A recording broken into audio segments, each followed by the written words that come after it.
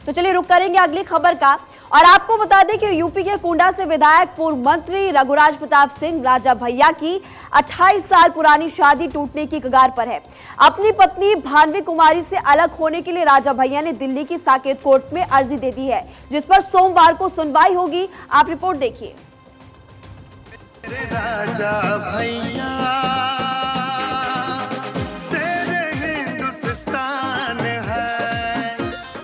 राजा भैया के जलवे और जलाल को कौन नहीं जानता। उत्तर प्रदेश के कुंडा से लगातार 7वीं बार विधायक राजा भैया भदरी रियासत से आते हैं। कुंडा में वही अदालत है, वही सरकार। अगर मायावती को छोड़ दिया जाए तो राजा भैया उत्तर प्रदेश में सभी सरकारों के चहेते रहे हैं। निर्दलीय विधायक होने के बावजूद राजा भैया उत्तर प्रदेश में 5 बार मंत्री बने। राम प्रकाश गुप्ता, राजनाथ सिंह, कल्याण सिंह, मुलायम सिंह और अखिलेश यादव ने उन्हें अपनी सरकार में मंत्री बनाया। यूपी के बड़े क्षत्रिय नेताओं में राजा भैया का नाम शुमार होता है। राजा भैया को सियासी मैदान पर कोई आज तक हरा नहीं पाया, लेकिन अपने ही घर की लड़ाई में राजा भैया कमजोर हो गए। दरअसल रघुराज प्रताप सिंह उर्फ राजा भैया और उनकी पत्नी भानवी कुमारी की शादी टूटने की कगार पर है। दिल्ली के साकेत कोर्ट में तलाक की अर्जी दाखिल की गई है, जिस पर सोमवार को सुनवाई होनी है। राजा भैया 2 बेटों और 2 बेटियों के पिता हैं। भानवी कुमारी से उनकी शादी 1995 में हुई थी। राजा भैया का कहना है कि उनकी पत्नी घर में झगड़ा करती हैं और उनकी वजह से ही परिवार में कलह है। अब आपको इसके पीछे की असली कहानी बताते हैं। दरअसल एमएलसी अक्षय प्रताप सिंह उर्फ गोपाल जी राजा भैया के सबसे खास लोगों में हैं। दूर के रिश्ते में चचेरे भाई लगते हैं, लेकिन हकीकत है कि दोनों के परिवारों में 3 पीढ़ियों से दोस्ती है। अक्षय प्रताप प्रतापगढ़ से सांसद भी रहे हैं और राजा भैया को बड़ा भाई मानते हैं। भानवी कुमारी ने अक्षय प्रताप के खिलाफ शिकायत दर्ज कराई थी कि अक्षय प्रताप ने फर्जी साइन से उनके साथ धोखाधड़ी करके कंपनी के शेयर्स अपने नाम करवा लिए। भानवी कुमारी ने एमएलसी अक्षय प्रताप सिंह के खिलाफ दिल्ली में सीआरपीसी की 420, 467, 468, 471, 109 और 120 बी के तहत मामला दर्ज कराया था। इस मामले में भानवी ने अक्षय प्रताप सिंह सहित 7 लोगों के खिलाफ मुकदमा दर्ज कराया था, जिसकी जांच चल रही है। इस मामले में राजा भैया अपनी पत्नी के बजाय अक्षय प्रताप के साथ खड़े हो गए थे। स्वाभाविक रूप से अपने छोटे भाई के साथ नहीं, लेकिन आपकी पत्नी ने एफआईआर दर्ज कराई तो क्या हुआ है? अब एफआईआर हुई है, जो उसकी सच्चाई होगी सामने आएगी। कोई चिंता की बात धोखाधड़ी हुई है किसी कंपनी से, कुछ जाली दस्तावेज। जहां तक हमारी जानकारी है कोई धोखाधड़ी नहीं। बाकी विवेचना का विषय है, अभी प्रतीक्षा करिए, जल्दबाजी नहीं। के बीच में मध्यस्थता कराएंगे वो घर घर की कहानी है, छोड़ी। अब राजा भैया और भानवी कुमारी का मामला कोर्ट में है और माना जा रहा है कि अब सुलह समझौते की गुंजाइश खत्म हो गई है। दोनों बहुत जल्द तलाक ले लेंगे। राजा भैया की अर्जी पर 10 अप्रैल सोमवार को सुबह 10 बजे दिल्ली पारिवारिक न्यायालय सुनवाई करेगा। Bureau report, Bharat 24। देखिए, साल 2024 से पहले सियासी दुश्मनी और दोस्ती का सिलसिला अब शुरू हो चुका है। पाला बदलने, रूठने को बनाने का दौर भी अब चल रहा है। ऐसे में साउथ से जो तस्वीरें निकलकर सामने आई वो विपक्ष की बेचैनी को और बढ़ाने वाली है।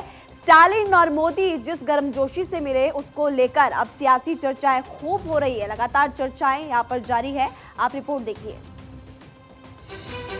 तमिलनाडु के दौरे पर स्टालिन और मोदी का गर्मजोशी से मिलना विपक्ष के लिए खतरे की घंटी हो सकता है। मोदी के विरोध में 2024 में मोर्चा बनाने की तैयारी में जुटी ममता बनर्जी, केसीआर, अखिलेश यादव और कांग्रेस, हर कोई चाहता है कि स्टालिन उनके पाले में खड़े हो जाएं। लेकिन मोदी के साथ स्टालिन की ये गर्मजोशी एक अलग ही सियासी भाईचारे को दिखा रही है। लोकसभा चुनाव से पहले कांग्रेस, बीजेपी समेत तमाम क्षेत्रीय दल अपने अपने स्तर पर तैयारियों में जुटे हैं। उत्तर भारत में मजबूत पकड़ रखने वाली बीजेपी की नजर दक्षिण पर है। दक्षिण में सियासी घमासान के बीच तमिलनाडु से शुक्रवार को आई तस्वीरों ने राज्य में नए समीकरण के कयासों को जन्म दे दिया। मौका था प्रधानमंत्री मोदी के तमिलनाडु दौरे का। इस दौरान एयरपोर्ट से लेकर स्टेशन तक पीएम मोदी और राज्य के सीएम एमके स्टालिन की करीबी और गर्मजोशी ने सबको हैरान कर दिया। राज्य में भले ही बीजेपी और डीएमके के बीच फिलहाल तलवारें खिंची हों, लेकिन ये तस्वीरें अलग ही कहानी बयां कर रही हैं। साउथ की सियासत में मजबूत हो रही बीजेपी। एआईएडीएमके और डीएमके दोनों से बीजेपी को परहेज नहीं। साउथ का किला मजबूत करना बेहद जरूरी। मोदी के दौरे में साथ साथ दिखे स्टालिन। स्टालिन के पत्र पर मोदी सरकार फौरन देती है ध्यान। सियासत में कौन कब किस पाले में खड़ा हो जाए, इस पर कुछ नहीं कहा जा सकता, क्योंकि राजनीति में सब कुछ संभव होता है। 1999 में डीएमके एनडीए का हिस्सा रह चुका है। उस समय प्रमोद महाजन ने डीएमके से गठबंधन में अहम भूमिका निभाई थी। ये गठबंधन साल 2004 तक चला था। अब एक बार फिर साउथ में नई सियासी खिचड़ी पकती हुई नजर आ रही है। माना जा रहा है कि स्टालिन को साथ लाने में मोदी की अहम भूमिका हो सकती है। Bureau report, Bharat 24। तो अयोध्या से आप सुन रहे थे एकनाथ शिंदे को, और उन्होंने पुलिस का आभार व्यक्त किया। जो लोग वहां पर पहुंचे थे उनका भी धन्यवाद, यानी कि आभार व्यक्त किया। आप चलिए अगली खबर का रुख करेंगे। और देखिए, देश की सियासत में दलितों की बात ना हो, ऐसा हो ही नहीं सकता। दलितों के विकास, उनकी जिंदगी में परिवर्तन की बात तो हमेशा होती ही है, लेकिन उनकी ज्यादा याद चुनाव के वक्त आ जाती है। यूपी में दलित वोटर्स करीब 21% है, जो किसी भी दल का गणित बना सकते हैं, किसी का भी समीकरण बिगाड़ सकते हैं, किसी का भी खेल बिगाड़ सकते हैं। और इसीलिए यूपी में हर पार्टी का फोकस दलित वोटर्स पर है, और इसके लिए अभी से तैयारियां लगातार शुरू कर दी गई है। कैसा है यूपी का दलित वोट बैंक, और दलितों को लेकर किस दल की क्या कुछ तैयारियां हैं, इस रिपोर्ट के जरिए आप समझिए।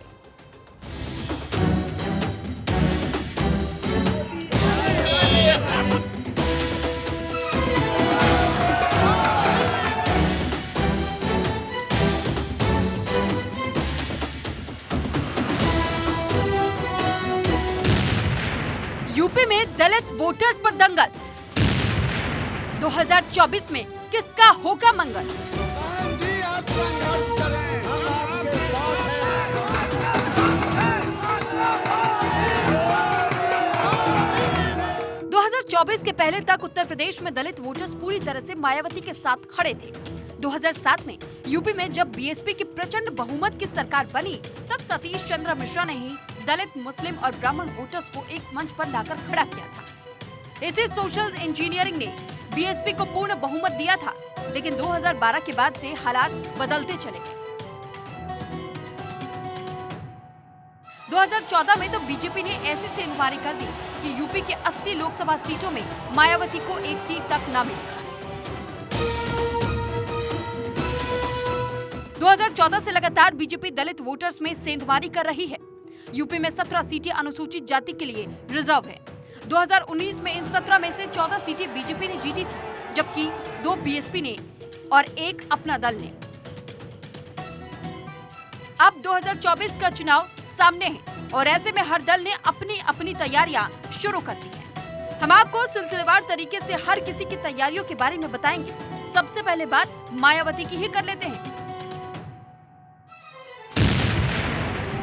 बीएसपी के सामने बड़ी चुनौती, दलित वोटर्स को साधने में मायावती लगातार नाकाम। कोर वोट बैंक को अपने साथ नहीं ला रही बहन जी। 2022 के विधानसभा चुनाव में हुआ बड़ा नुकसान। कोर वोट प्रतिशत 22% से खिसककर 12% बचा। 2019 में समाजवादी पार्टी से गठबंधन का मायावती को हुआ था फायदा। 2022 के चुनाव में बीएसपी सिर्फ एक ही सीट जीती। बीएसपी के कई बड़े नेता सपा में चले गए। 2024 मायावती के लिए सबसे चुनौतीपूर्ण चुनाव।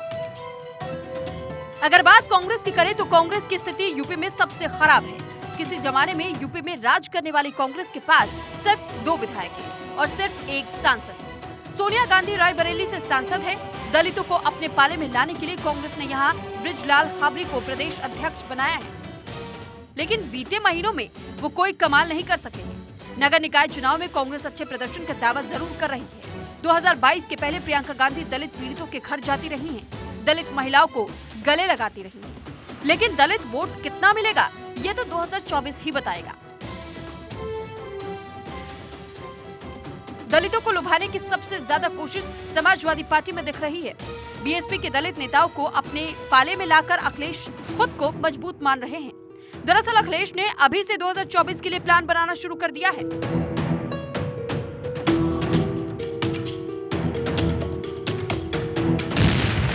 अखिलेश का प्लान MYD, दलित मुस्लिम यादव और यादव ओबीसी को जोड़ने की कोशिश। रायबरेली में कांची राम की प्रतिमा का अनावरण। 14 अप्रैल को मध्य प्रदेश के महू में जनसभा। जयंत चौधरी के सहारे पश्चिम में मजबूती। अवधेश प्रसाद, स्वामी प्रसाद मौर्य, इंद्रजीत सरोज, रामअचल राजभर, लालाजी वर्मा से अखिलेश को उम्मीदें। अंबेडकर वाहिनी का सपा ने किया गठन। 2022 में सपा के गैर जाटव वोट बैंक में 12% की बढ़ोतरी।